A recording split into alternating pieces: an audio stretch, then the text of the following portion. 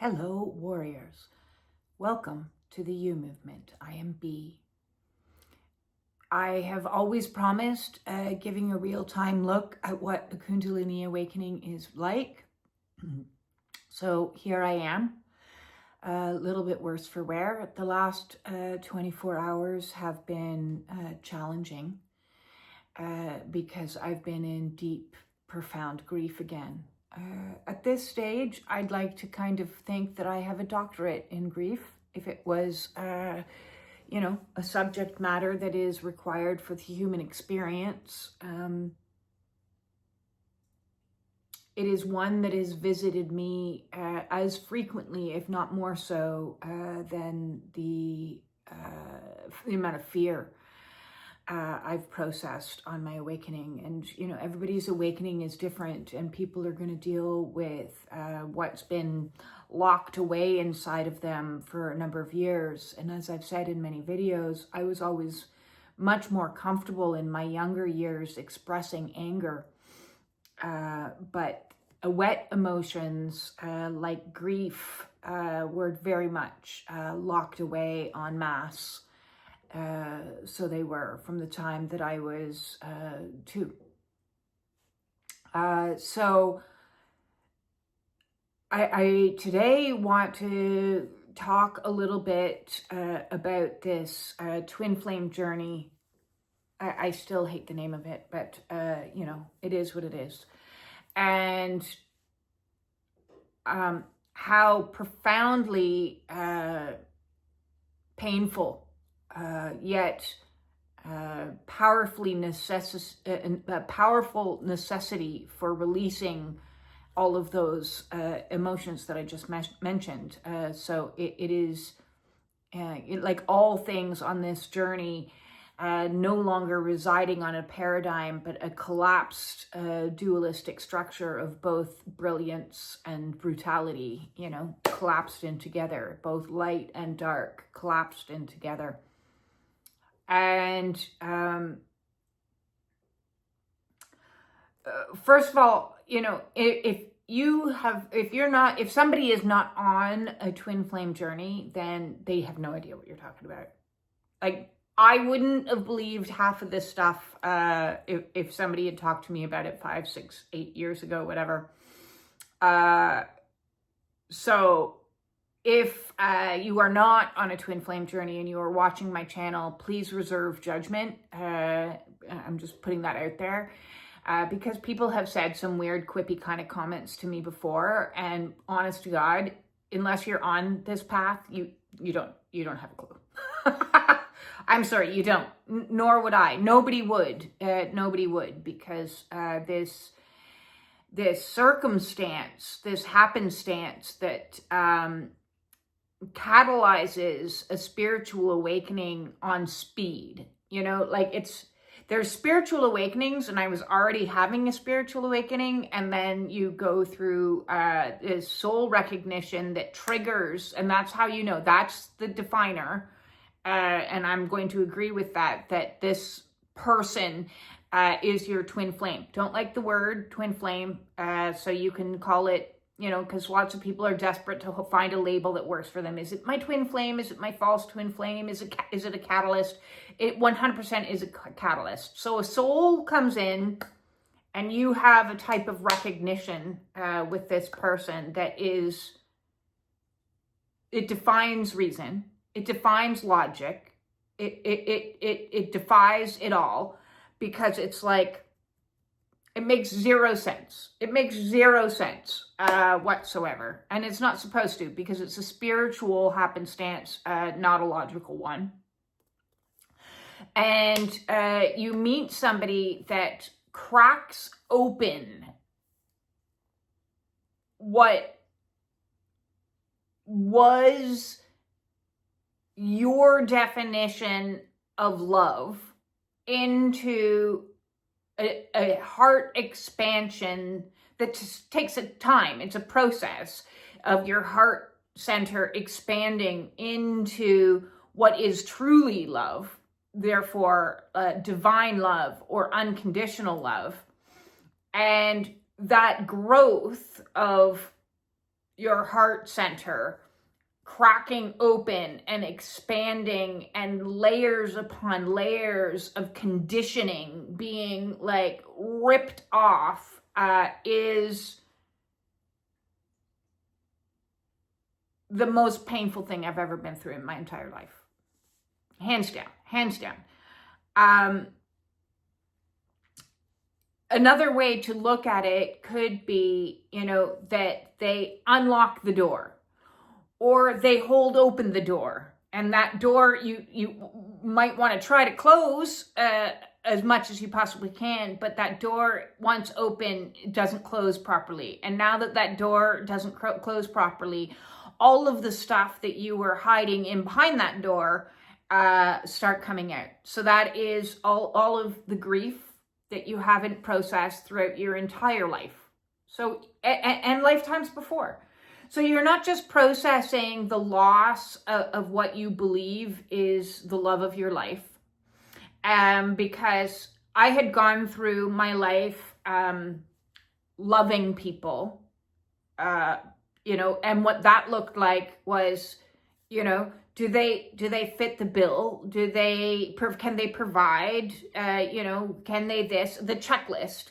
We have this little checklist of, are they a good partner? And if they are a good partner, they have all these checks on it. And my checklist was a really shitty checklist that really should have been much longer. And I discovered that on my awakening path. Obviously, settling was my mode of operandi, and falling in love with very unavailable people. And when I say unavailable, I don't just mean physically, although I have had that experience more than once. The worst by far would have been my son's father, who I was quite madly in love with, and he left 3 weeks before I gave birth, and I proceeded on loving him for 10 years after the fact. Even though he was gone, he was no longer, like, he remained as a father to my son, but, there was no relationship, and he went on to remarry and have kids, and my heart was still a mangled mess, feeling like I had failed my son because, I couldn't give him that family structure because I couldn't hold on to his dad.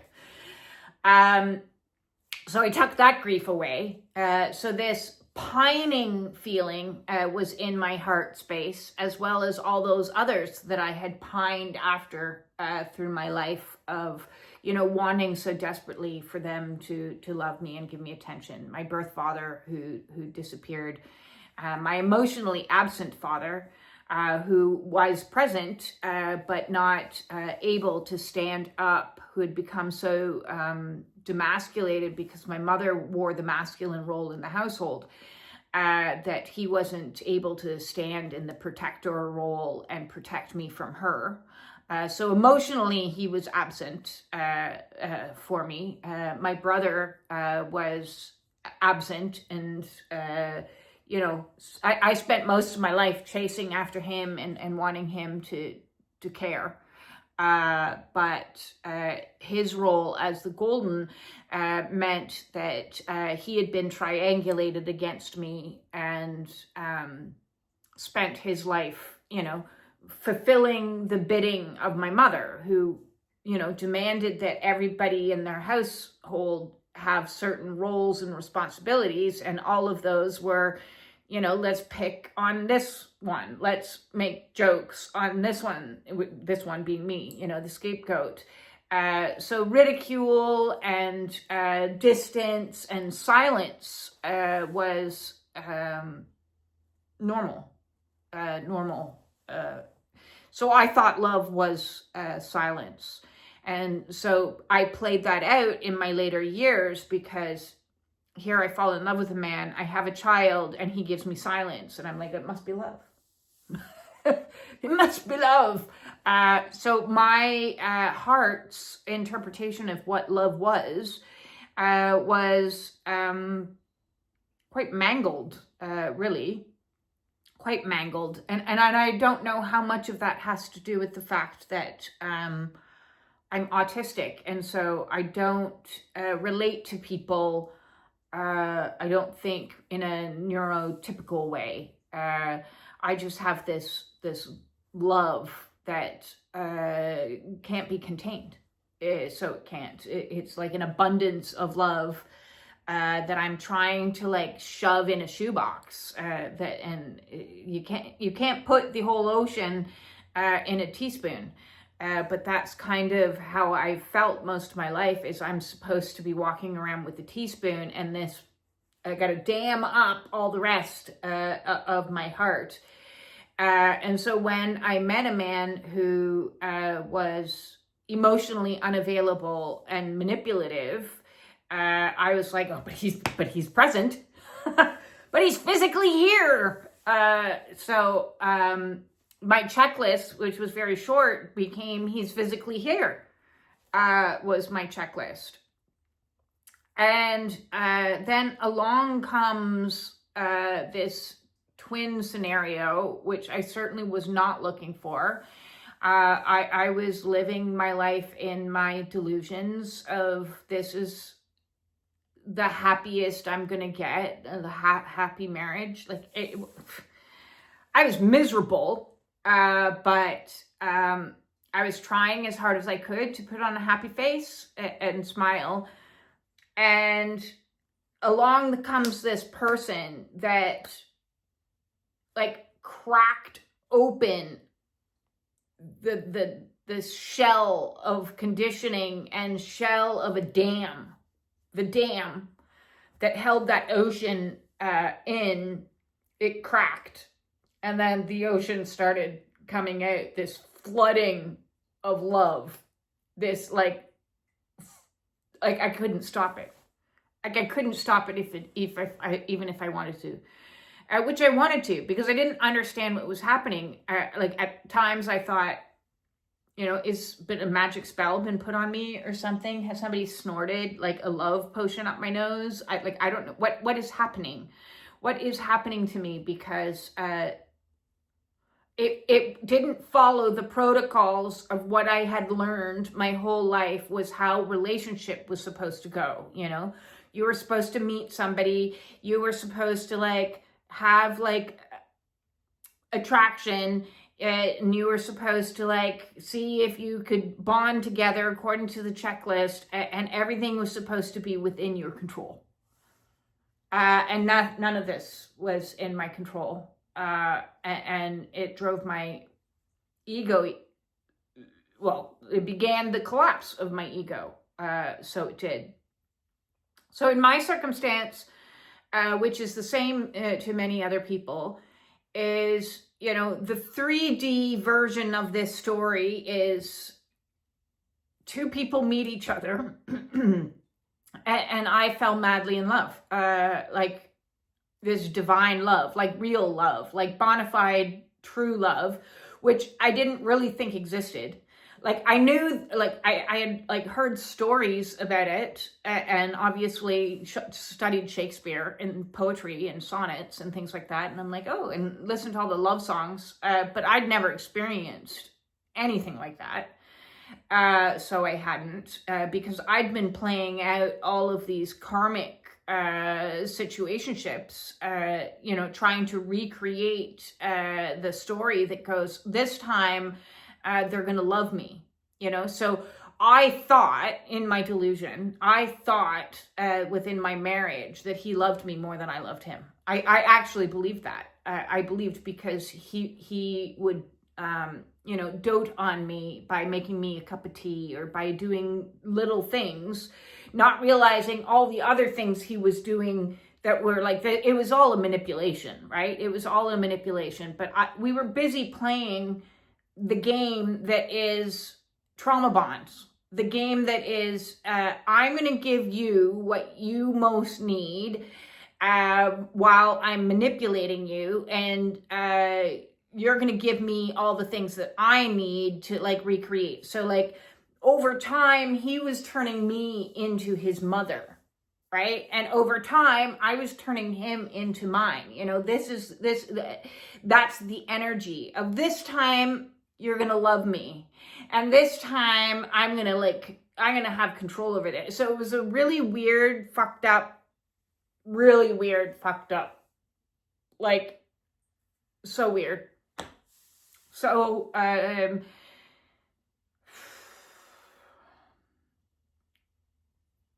trauma bonds are the worst karmic lessons that you could fathom. It really is a level of sadism that I couldn't see. So along comes this divine love that breaks open your heart, breaks open the conditioning within your heart. And in my particular situation, neither of us was in a position to actually have a relationship. Okay, so it was yet another, and immediately I was like, no, not again. I don't want to love somebody that's unavailable. I don't want to do this after doing 10 solid years of loving a man who didn't love me back. The last thing I wanted to do was to love a man that didn't love me back. Like the last thing. And I was arguing with God many a days, like, why this again? Why this scenario again? But this scenario again was necessary. As I said, it's like opening the door to all of those previous wounds so that those wounds can finally be felt and experienced and released so that they can. So in this situation, I realized very soon that I didn't want to make the same mistakes I had made previously in my life.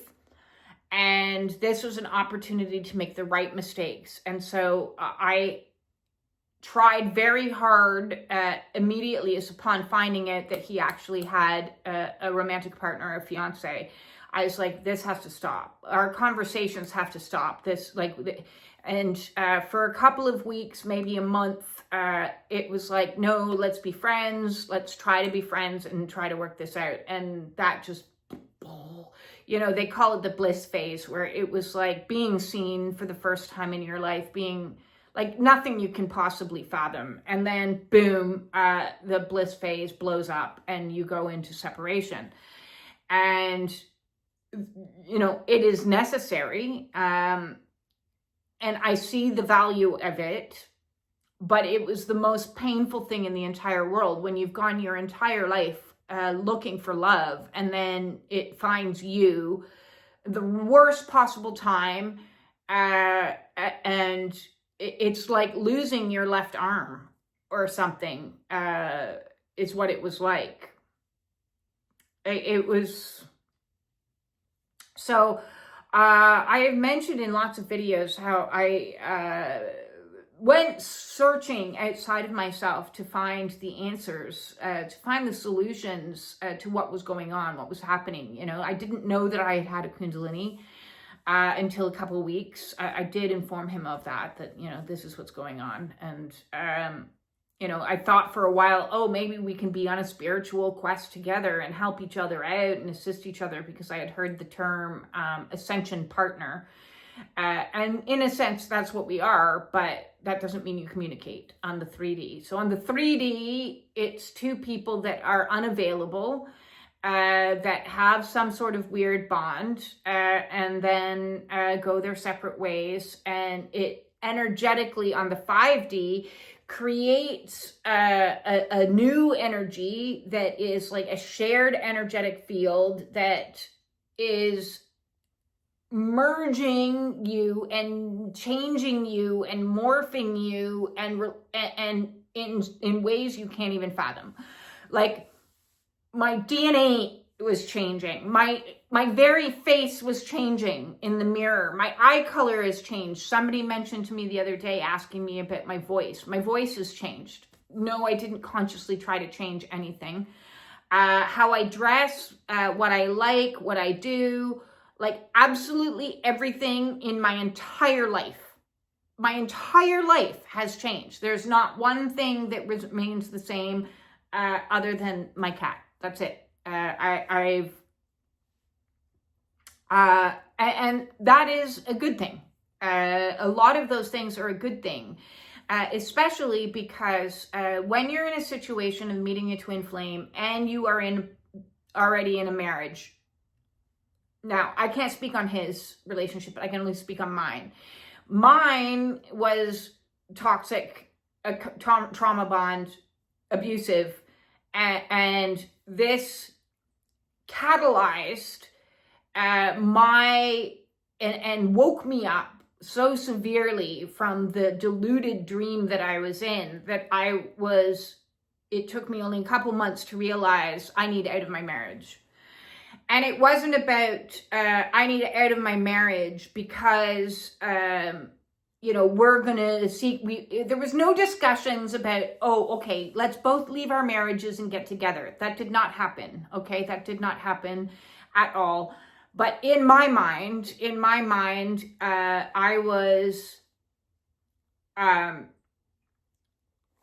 would have rather, it came down to one conversation, and in the conversation, because I had admitted everything and I'd confessed immediately to my ex-husband that I had met somebody and I had developed feelings for them. And he said, well, you're never allowed to speak to them again. And I said, I want a divorce, because even though we weren't speaking, to me, it was like a lottery ticket. And it was like, if there was 1 in 5 billion chance that I could receive one text message, one more text message from this person, I would rather have that. I would rather lay my soul on the odds of a 1 in 5 million billion chance that I might maybe one day hear one text message from this person than remain in my marriage for another day. So that's how that came about. There was no, like, as I said, there was no prior discussion of like, and one day we'll meet up and we'll be together. That just, it wasn't. We were friendly, and I fell in love with him. I told him I fell in love with him. You may have noticed already, I'm like honest to the point of like, what the hell? Yeah. I'm going to be me. I don't care. That's who I am. And so I'm always upfront and honest with people and blunt to the point. Hello, autism.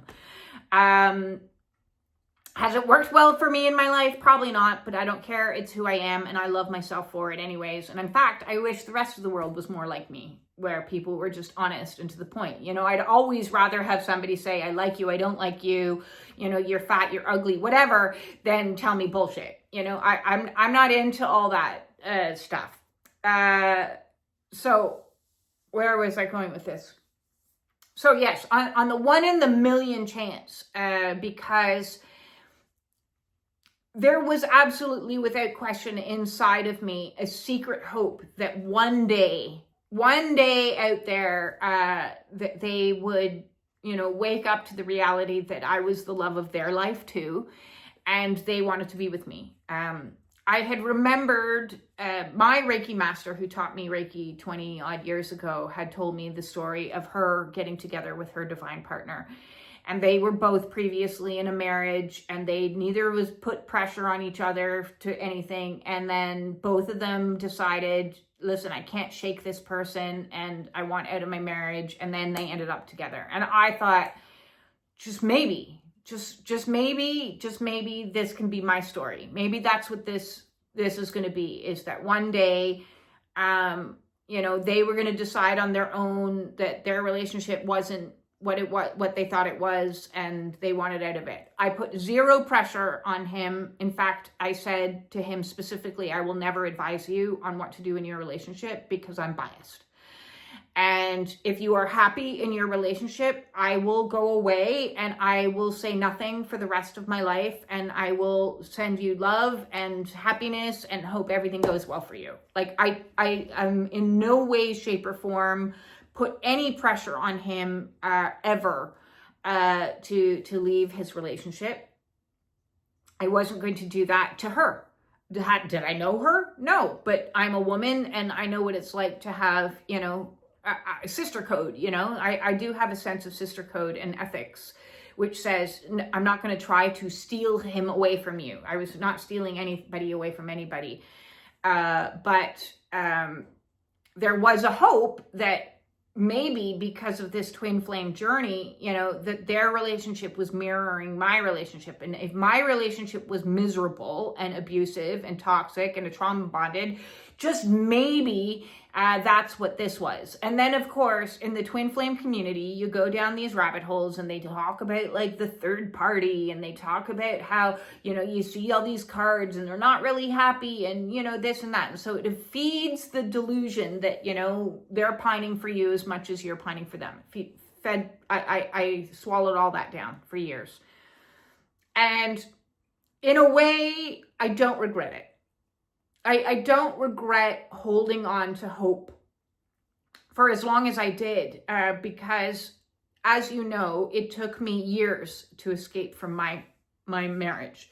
It was not easy to escape from. First, I had to get myself healthy enough to be able to escape from it, because, in a lot of ways, it was beneficial for him to keep me sick. And I will always recall one friend at the time said to me, have you ever considered the fact that he doesn't want you to be well?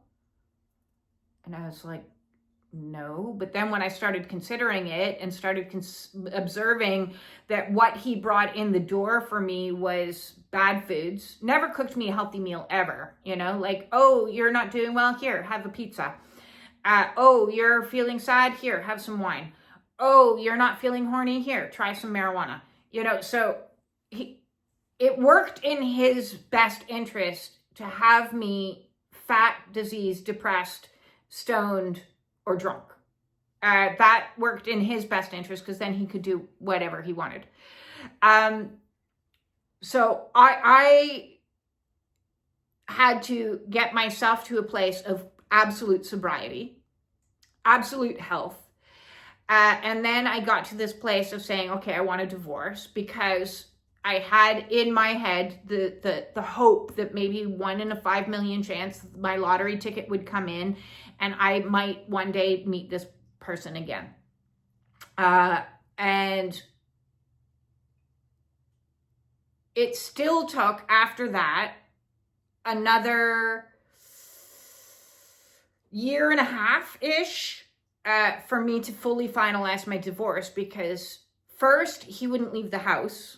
And so if I didn't have this crazy love in my chest that was like, maybe one day, maybe one day, maybe one day, I wouldn't have had the motivation to stay the course and be like, no, I want out. No, I want out. No, I won't out. I want out. And so when at first he tried to do what he always did for years, which successfully worked, which was to wear me down and be like, well, I'm not going anywhere because I don't have the money. So we'll just be roommates and you can do your thing and I'll do my thing and I'm not going anywhere and I'm just going to wear you down. But he couldn't wear me down this time because I still had this love in my heart that wasn't going anywhere. Even though I was not in contact with this person anymore, I still had this love in my heart that was like, like just flowing. Like, as I said, the dam was broken. It was absolutely broken. And it got 6 months later, I was like, get the fuck out of my house. Because this love was in my heart. I was able to say those words that I had never able to say before. And then he started hoovering me. And you want to talk about hoovering. So Hoover is a vacuum, which is a popular term in the UK. So hoovering is like when they try to suck you back in. So I got him out of the house. My mother died. And when my mother died, he was like, oh, she's weak now. She's weakened. She's taken a major hit. She's, going through all this stuff. I can hoover her back in. So he was hoovering me back in. All of a sudden, being the nicest guy on the planet, like a total gentleman, all of a sudden opening car doors for me and, let's go out for lunch. Oh, let's go for a walk. Like, dude never went hiking with me ever. And all of a sudden he's like, let's do all this stuff. And so I was getting hoovered back in, or he was trying to hoover me back in. And I was like, arms length. I'm like, it's going to take some time for me to trust you. And then the confession that landed all confessions landed. And he's still trying to hoover me and mess with me. And my head's like a just mangled mess. But this love kept me going. It just kept burning. It was like, I don't know, wasn't there in the Bible, they talk about like the 40 days of oil that just kept burning through the desert? Like, this just kept burning. There was nothing feeding it. There was no contact. There was nothing, you know, but once it was lit, it was lit.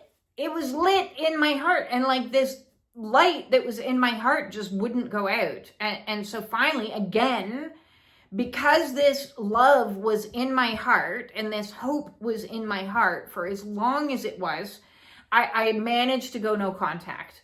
I managed to get a divorce. And this was a process. Like, you don't understand. Like, I don't think anybody on the planet understands how difficult it is to escape from a narcissist or a psychopath. I don't even know what he is, but he is not a good person.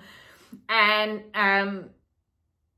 but because of this love that I felt, this divine love that God had put in my heart for this person, it kept me going.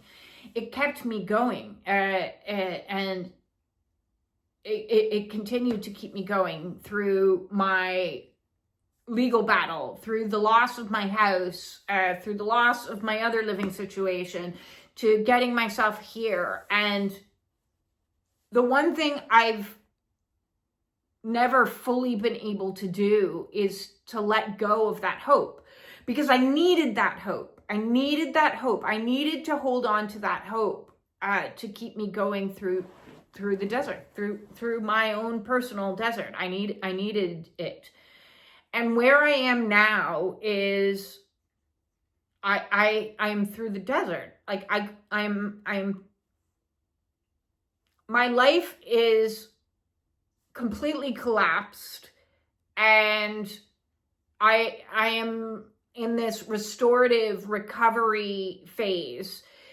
And when you go into recovery after a very long period of time in survival, okay, it switches gear and you require a lot more rest. And in the rest, it allows for grief to finally be expressed fully, which includes the grief of letting go of that teeny tiny hope that one day, I might receive a text message from this person, telling me that they miss me or love me or they feel the same way or anything like that. Because what is, isn't. What is, isn't. And so you have to come to a place of acceptance that their role was to light this fire in me, which helped me escape, which triggered my Kundalini, which activated my spiritual awakening on speed, which pressed the lever to release all these traumas. And it was a miraculous circumstance, but that is not, even though all of this is happening on the spiritual level, on the 3D level, they chose their path, right? And that means accepting fully and completely what is. And despite it being the necessary ingredients for freeing me. In freeing me, I also need to grieve the loss of the dream, the loss of this person that I had put, that my heart yearned for in a way that I can't even, like, there's not been a day that's gone by that I haven't thought of them or sent them love. And I still to this day, send not only him love, but him and his partner love, partnership, because I don't want to destroy anything if he's happy. If you love somebody, you want them to be happy, even if that means without you. Even if that means without you. Because ultimately, energetically, if they're happy, then that means, that's a good thing. That's a good thing for all concerned. So I have to assume they're happy, and I have to let go of what helped me survive. And it's so fucking painful. It's just, grief is very painful.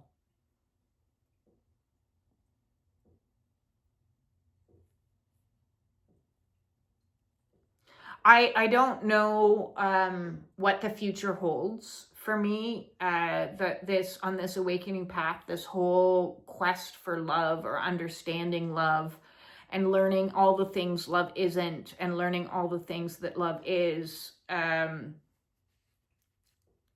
begs me the question that it's quite possible.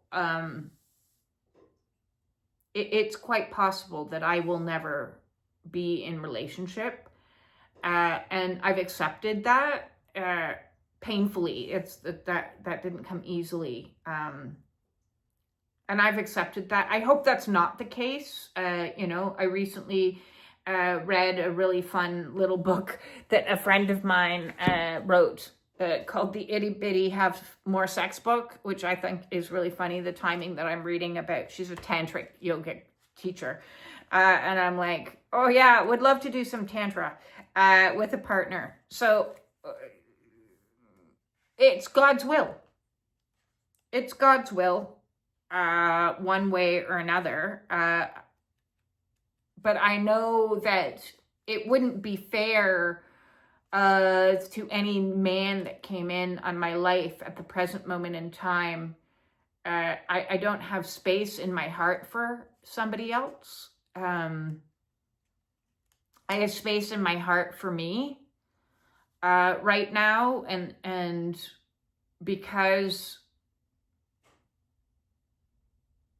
one of the things I was harshly critical of, about my ex was the fact that, he confessed to never having loved me because he had been in love with somebody else since he was a teenager. And in my opinion, and it still is my opinion, that if you're in love with somebody else, then you shouldn't be in a relationship with others.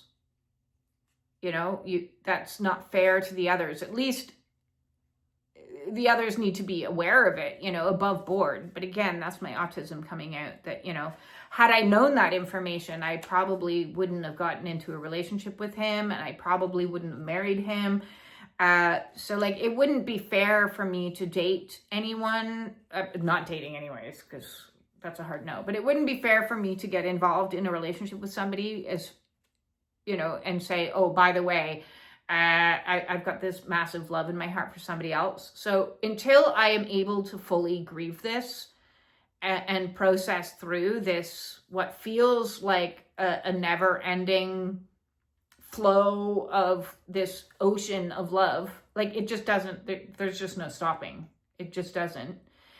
So until it gets to a place where I can be in a state of unconditional love for somebody, for who exactly they are, because that's what the lesson is unconditional love. I'm going to love you from afar, for who you are, for your choices, for your relationship, asking absolutely nothing from you. And I'm at total peace with that I have space in my heart to hold for somebody else. There's no more ache. So I'm allowing myself right now to do what a lot of people judge, including myself, which is, you should be over it by now. Let it go, is all the judgments. And I'm like, no, I'm going to just feel it. I'm just going to feel it fully. I'm going to allow myself to cry. I'm going to remember those good moments, and I'm going to honor it. I'm going to honor it fully, in every capacity. For the beautiful moments, for the painful moments, for the hopes that didn't materialize, for what did materialize, which was freedom. And I don't know what is coming next. None of us do, really. But today, I grieve. I grieve. My heart space, in coming to acceptance, full acceptance. Surrendering was hard enough. Acceptance isn't much easier. So, well, wherever he is in the world, I hope he is happy, and I like to think that he is. That would be nice. And yes, I hope they live a happy, beautiful life together.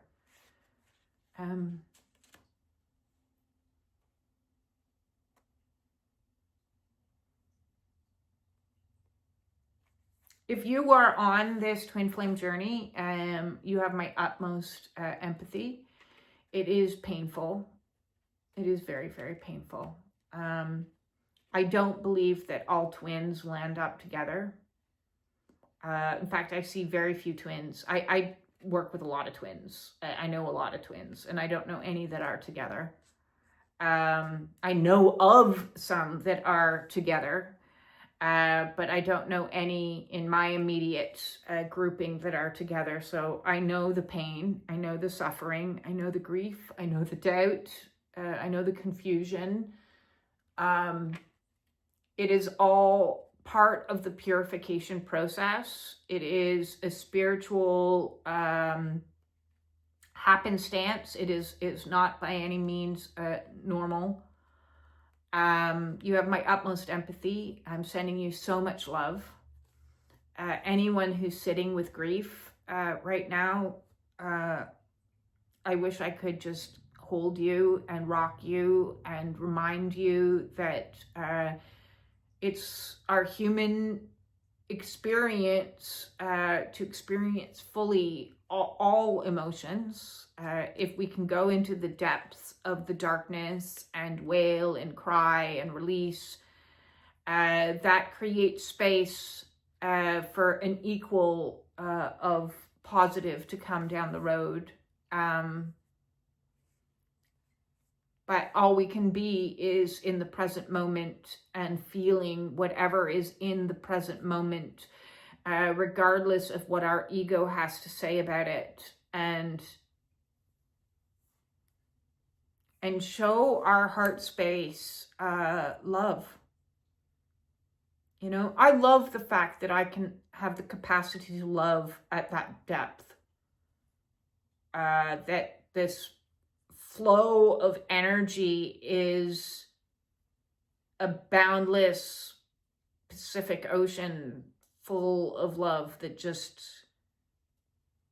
I'm still learning how to manage it and still breaking through the dam that was previously on it is still like cracking and coming open. And, you know, if it makes me a person that has the capacity to unconditionally love all people, then wow, that's pretty cool.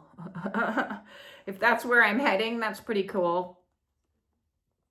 But I'm not there right now. Right now, I'm unconditionally loving myself and all the versions of me that chased after an unavailable love.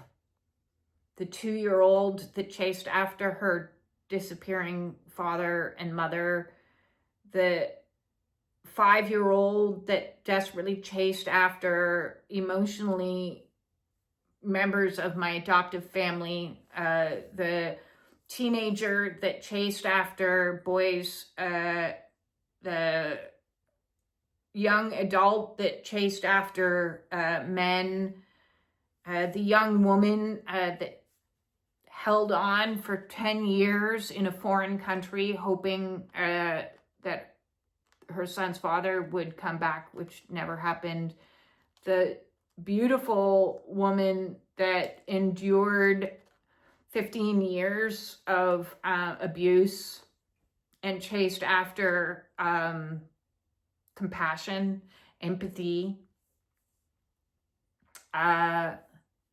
and this woman that I once was that held on to love, energetically chasing, being the chaser, chased after this spiritual, magical man that stole my heart.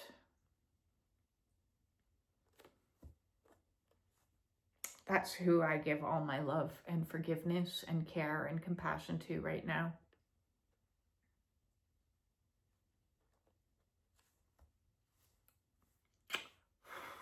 Peace in.